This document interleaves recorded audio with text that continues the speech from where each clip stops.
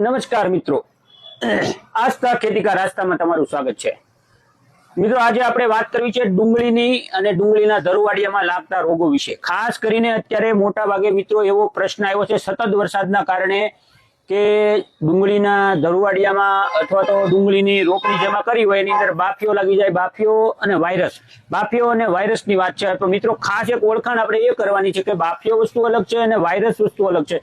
વાયરસની અંદર અલગ લક્ષણો હોય છે, વાયરસની દવા જુદી હોય છે અને બાફીઓ પણ અલગ હોય છે। આપણે જોઈએ મિત્રો કે ખાસ તમને કહેવાનું કે બાફીઓ જે હોય છે એ જમીનની અંદર રહેલો ભાગ જે હોય, ડુંગળીનો દડો અથવા તો જે દડી કે કંદ બન્યું હોય, કંદના મૂળિયા અથવા તો કંદ પોચું પડી જાય, સડી જાય, એમાં ગલન થઈ જાય અને એને બાફીઓ આપણે કહેવામાં આવે છે। પોચું જે થઈ જાય તો એને આપણે બાફીઓ કહીએ છીએ। એ બાફિયા માટે મિત્રો સાવ સરળ અને ઈલાજ તમારે આપણે જોવા જઈએ તો બાફિયાની અંદર એવું છે મિત્રો કે બાફિયામાં કાર્બનડાઇઝમ મેન્કોજેબ વીઘે 250 ગ્રામ અને 250 ગ્રામ ક્લોરો અથવા ક્લોરોસાયપર જો તમે પીવડાવી દેશો તો એમાં સારું એવું રિઝલ્ટ મળે છે। અથવા તો કોપર ઓક્ઝીક્લોરાઇડ હોય કે એવી ઘણી બધી ફૂગનાશકો જે છે કે 22 ટીન છે, કોપર ઓક્ઝીક્લોરાઇડ છે, આ બધી વસ્તુ જો પાણી સાથે પીવડાવી દેવામાં આવે તો એમાં બાફિયામાં સારું રિઝલ્ટ મળે। પણ વાયરસ મિત્રો, વાયરસ એક અલગ પ્રકારની વસ્તુ છે। વાયરસની અંદર એવું છે કે ડુંગળીનું મૂળ સારા હોય છે, ડુંગળીનો ગાંઠિયો કે દડો કે દડી જે કઈ બનતું હોય નાના પ્રમાણમાં એની કળી હોય એ સારી હોય છે। એને કળીની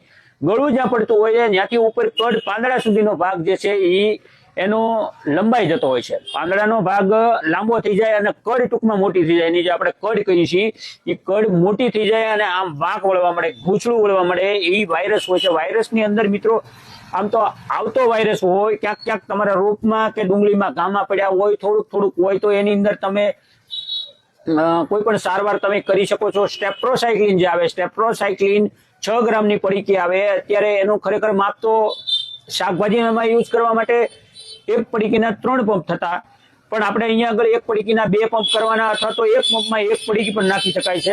મિનિમમ લગભગ 30 થી 40 રૂપિયાની પાઉચ આવતું હોય છે, બરાબર? તો આ પાઉચનો પણ તમે ઉપયોગ કરી શકો છો, સ્ટેપ્રોસાયક્લિન। પછી વેલિડામાઇસિન નામની દવા આવે, વેલિડામાઇસિન 25-30 ml પંપે નાખી શકાય છે। પછી લીચી નામની દવા જે લીચી આવે છે ચોકલેટ કરીને, એનું પણ સારું રિઝલ્ટ છે। અને ખાસ કરીને હેકર્સ નામની દવા જે આવે છે, હેકર્સના પણ સારા રિઝલ્ટો છે મિત્રો। આ ફક્ત ટેકનિકલ માહિતી તમને આપી રહ્યા છે, કોઈ જાહેરાત કરવાની નથી। જો તમને વિડીયો ગમ્યો હોય, સારું લાગ્યું હોય, સારી માહિતી મળી હોય તો અમારા પેજને મોટા ઉપાડે ફોલો કરી લો, બરાબર?